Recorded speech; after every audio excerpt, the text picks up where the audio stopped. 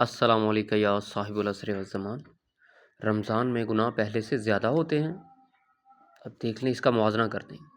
عام دنوں میں ایک گناہ پر اگر برائی ایک لکھی جائے گی تو کیا آپ کا نہیں خیال کہ روزے کی حالت میں وہی گناہ اس سے زیادہ برائی بن جائے گا؟ جی، کیونکہ پہلے تو چلو آپ سادہ حالت میں اس نے برائی کی نا، اب تو روزہ رکھ کے وہ کام کر رہا ہے۔ جس طرح اناڑی بندے کو کچھ نہیں کہا جاتا اور جو کاریگر جان بوجھ کے کرے اس کو زیادہ گناہ ملتا ہے، سزا ملتی ہے، وہی حساب سے میں کہتا ہوں اگر شیطان قید ہے تو پھر تو گناہ نہیں نہ ہونے چاہیے، ٹھیک ہے۔ اور یہ المدینہ سٹور والے، الحاج صاحب، المکہ سٹور والے، یا جتنے بھی اسلامی ناموں والے جنرل سٹور ہیں، ان کے صاحبان جو مالکان ہیں، الحاج، حاجی، یہ آپ کو ایسے نمازی پرہیزی لوگ ہی ملیں گے، جی ایسے ملیں گے۔ پاکستان میں بہت زیادہ سٹور ہیں، میں کسی ایک سٹور کی بات نہیں کر رہا، جتنے بھی اسلامی نام، مکہ، مدینہ، جتنا بھی پنجتنی سٹور ہو یا چاہے جو بھی کوئی سٹور ہو، کیا ذخیرہ اندوزی ان کے گوداموں میں نہیں ہو رہی؟ کیا نہیں ہو رہی ذخیرہ اندوزی؟ تو ذخیرہ اندوزی تو اسلام میں ویسے ہی منع ہے، ٹھیک ہے۔ تو پھر یہ حقوق العباد کی دھجیاں اڑائی گئی یہاں پہ روزہ رکھ کے۔ تو آپ کا کیا خیال ہے کہ کوئی گناہ نہیں مل رہا ہے ان کو روزہ رکھ کے؟ اور روزہ تو پھر ہوتا ہے نا ہر چیز کا، روزہ تو ہر چیز کا ہوتا ہے نا، زبان کا بھی، ٹھیک ہے، تو آپ کی آنکھ کا بھی، ساری چیزوں کا روزہ ہے نا۔ تو پھر انہوں نے جو روزہ ہر چیز کا ہے تو بتائیں روزہ رہ کہاں گیا؟ روزہ رہ کہاں گیا؟ کیا روزہ رکھ کر 10 والی چیز 50 روپے میں نہیں دیتے لوگ؟ اور یہ کہتے ہیں پھر کہ جلدی کرو، نماز کا وقت ہو گیا، جلدی کرو۔ اچھا، روزہ رکھ کے بے ایمانی کر رہے ہیں۔ اچھا، روزہ رکھ کر جس نے بہن کا، بھائی کا، ہمسائے کا حق کھایا ہوا ہے، کیا وہ واپس کر دیا اس نے؟ کیا ان گناہوں کی لعنت اس پر نہیں ہو رہی؟ جس نے بھائی بہن کا حق کھایا ہوا ہے، بھائی کا کھایا ہوا ہے، ہمسائے کا کھایا ہوا ہے، اور جس نے مولا کا حق کھایا ہوا ہے، اس کا کیا بنے گا؟ جی، کیا وہ گناہ چل نہیں رہا اس کے اوپر؟ روزہ رکھا ہوا ہے لیکن اس کے اوپر وہ لعنت گناہ کی جو برس رہی ہے، ٹھیک ہے، کہ روزے کے ٹائم اس پہ وہ لعنت اٹھ جائے گی؟ اس نے بہن کا حق کھایا ہوا ہے، بھائی کا، ہمسائے کا، جی، تو کیا بنے گا تیرے روزے کا اور کیسے کا؟ اچھا، روزہ رکھ کر آل رسول صلی اللہ علیہ وآلہ وسلم کے دشمنوں کو حق مانتا ہے، کیا بنے گا اس کا؟ اچھا، رمضان میں چوری بھی عروج پر ہوتی ہے، دیکھنا عید سے یا جو عید کے اینڈ پہ دن ہوئیں گے، دیکھنا آئیں گے نا جب، تو دیکھنا کتنی چوریاں ہوتی ہیں، اور وہ تو چوریاں عام ہوتی ہیں نا، چھوٹے چھوٹے چور، کچھ بڑی چوریاں بھی ہوتی ہیں جو آپ کو سارا سال بھی ہوتی رہتی ہیں اور رمضان میں بھی ہوتی رہتی ہیں، ٹھیک ہے۔ تو کون سا گناہ ہے جو رمضان میں رک رہا ہے؟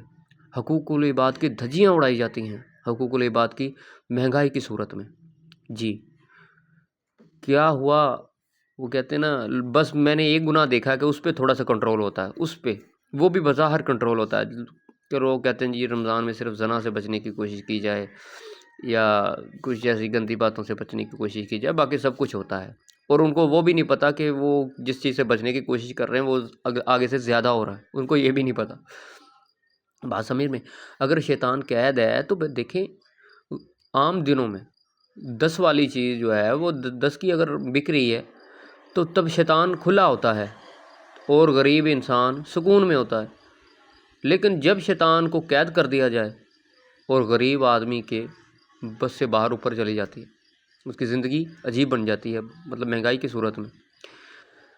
شیطان کھلا ہو تو عام انسان تھوڑا سا جی سکتا ہے، لیکن اگر مسلمان کھل جائے تو پھر تو غریب آدمی کی واٹ لگی ہوئی، جی، میں نہیں پتہ چلتا کہ شیطان کھلا انسان کے لیے بہتر ہے یا مسلمان کھلا بہتر ہے، مجھے یہ چیز سمجھ نہیں آتی آج کل۔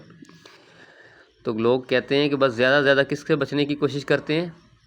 اس چیز سے، اور مولا جعفر صادق صلی اللہ علیہ وآلہ وسلم کا فرمان ہے، ولایت علی کے بغیر کوئی بھی عبادت، ولایت علی کے بغیر کوئی بھی عبادت ایسے ہے جیسے عبادت کر لو یا پھر، جی، یہاں پہ میں نے ٹوں لگا دی ہے کیونکہ فرمان بھی ایسا ٹوں والا ہی تھا، ولایت علی کے بغیر ہر عبادت ایسے ہے جیسے عبادت کر لو یا پھر، جی، لوگوں کو پتہ ہی نہیں ہے۔ اچھا، بات کرنے کا میرا مقصد یہ تھا کہ روزہ رکھ کے، روزہ تو ہوتا ہے نا ساری چیز کا، سارے جسم کا روزہ ہے، زبان کا، آنکھ کا، ٹھیک ہے، ہر چیز کا روزہ ہے نا۔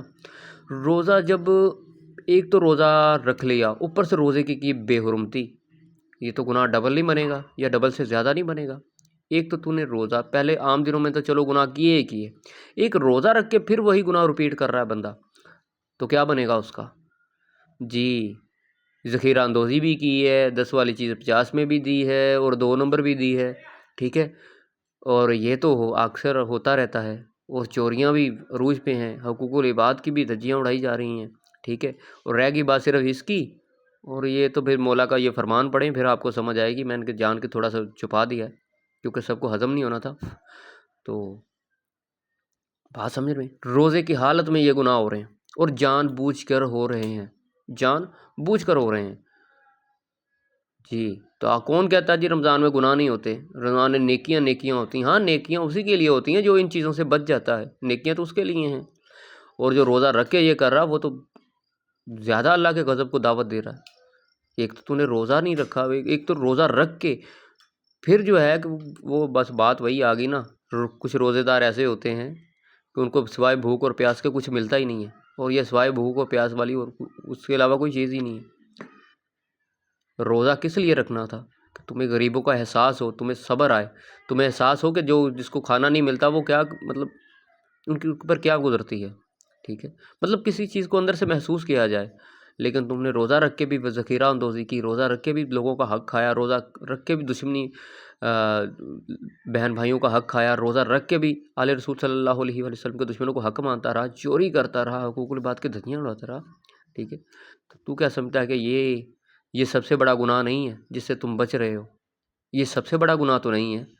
اللہ پاک نے کیا فرمایا تھا؟ میں چاہوں حقوق اللہ تو معاف کر سکتا ہوں لیکن حقوق العباد نہیں۔ لیکن روزہ رکھ کے حقوق العباد کی دھجیاں اڑائے گی تو کس روزے کا اجر مانگو گے؟